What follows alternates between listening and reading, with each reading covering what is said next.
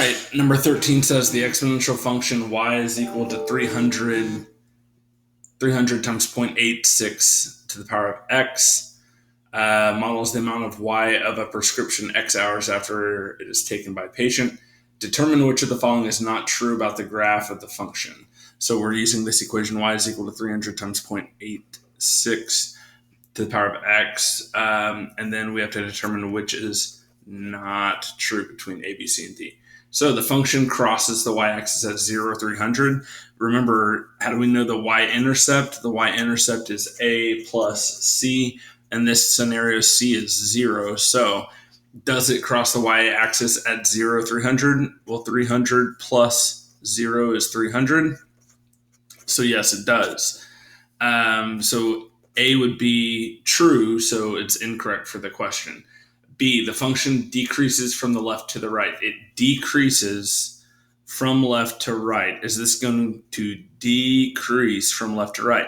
Well, no. Well, actually, sorry, yes. Yes, it will decrease from left to right. We know it's a positive shaped graph, and we know it's exponential decay, so we know it's going to look like this. It will decrease as it goes from left to right. When x increases, y decreases. So that is also true. So it is not correct. C, the function has an asymptote of y equals 300. Our asymptote is on the back end, and that's 0, so it should be y equals 0. So that is incorrect. So that should be our answer. Let's double check with D real quick. The function has a horizontal asymptote. Yes, it does, and it's at y is equal to 0. So that is also not the correct answer because it is true. So the answer for 13 is C. Number 14. Number 14 says the number of people attending the Power Rangers movie is decreasing exponentially, as it should. If there were 175,000 people in the greater Houston area that saw the movie opening day and ticket sales decrease by 16% daily, how many tickets will they sell after the movie has been out for 3 weeks? So our time is daily. Our time is days. So we need to figure out in 3 weeks, how many days is that? 7 times 3 will be 21. So I know that it's going to be in 21 days. Okay. Our original amount of people were 175,000 on opening day. It's decreasing 1 minus 16% will be 0.16. And then for 21 days, we need to figure that out. So break out a calculator, and it says, let's see, 175,000 times 1 minus 0.16. Or you could have written 0.84 to the power of 21. And we should have, how many tickets will they sell after the movie has been out for 3 weeks? It will be 4496, but we'll round up to say 4497. So 4497. All right. Number 15. Number 15, what is the range of the function? Well, we know that this has a negative a, so we know that it's going to be doing this or it's going to be doing this. And we know that the horizontal asymptote is added or subtracted onto the back, and this time it's subtracted, added. So we know that the most this can be is 6, and the least it can be is negative infinity. Remember, we're doing range. So y will be less than, because it can't touch it, 6. Y will be less than 6. So 15 is y is less than 6. And that's 14. 16 says, what is the equation of the line that passes through the point -2, 5, and has an undefined slope? We know that an undefined slope is going to be an x equals equation. You remember undefined slopes are vertical, and we know that vertical equations are going to be x equals. So x equals what? It has to equal that x value, so x is equal to -2. That is a line that goes through all the points that it's talking about when x is negative 2. All right, number 17. Number 17 says graph the linear inequality. Graph the linear inequality, and that gives you this crazy negative 1/3 times 12x minus 9 in parentheses plus 2 is greater than negative 5y minus 10. Whenever we're doing inequalities, make sure you pay attention to the sign, because we want the y or x, we want the y on the left, the x on the right. And if we have to divide or multiply by a negative, then we need to flip that sign, right? So negative 1/3 times each of these will give me negative 4x plus 3 plus 2 is greater than negative 5y minus 10. Let's see. Combine like terms, I get negative 4x plus 5 is greater than negative 5y minus 10. I don't necessarily have to move the y to the left, but I can if I want. It would actually make all these become positive, which is what I'm kind of looking for. So I'm going to add 5y to this side and this side. And at the same, I'm going to add 4x to both sides, because I know I need those on opposite sides. So I have positive 5y plus 5 is greater than now 4x minus 10. Subtract 5, and I get 5y is greater than 4x minus 15. I'm going to divide everything by 5, and I'm going to get y is greater than 4/5 x minus 3. So what would that look like on a graph? That would be 1, 2, and 3. That would be our y-intercept. We're going up 4. 1, 2, 3, 4 over 5. 1, 2, 3, 4, 5. And then up 4 again over 5. 1, 2, 3, 4, 5. And up 1, 2, 3, 4. So it'd be right there.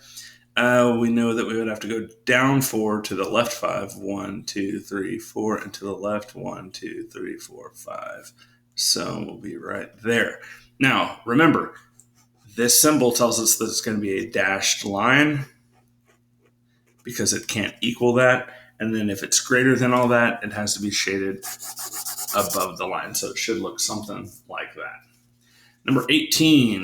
Number 18 says, find an equation of a line that is parallel to the linear equation y is equal to 6x minus 2 and goes through the point to negative 2. Okay, so some of this stuff is a blast from the past, just to make sure you're on the right track with with your past knowledge. So we have a parallel equation to y is equal to 6x minus 2. So we need to steal the slope. It has to be parallel, so it has to be the same slope. And we know that it goes through to negative 2. So we're going to use point slope form. This is x1 and y1, so y minus y1 is equal to m times x minus x1. So y plus 2 is equal to 6x minus 2. We're going to distribute that 6 and get 6x minus 12. We're going to subtract 2 on both sides, and we're going to get y is equal to 6x, what is that, minus 14. Y is equal to 6x minus 14. Number 19, I'm going to try to conserve paper because I'm like spiral 3. Number 19 says find an equation of a line that is perpendicular. Remember, you got to flip it and change the sign.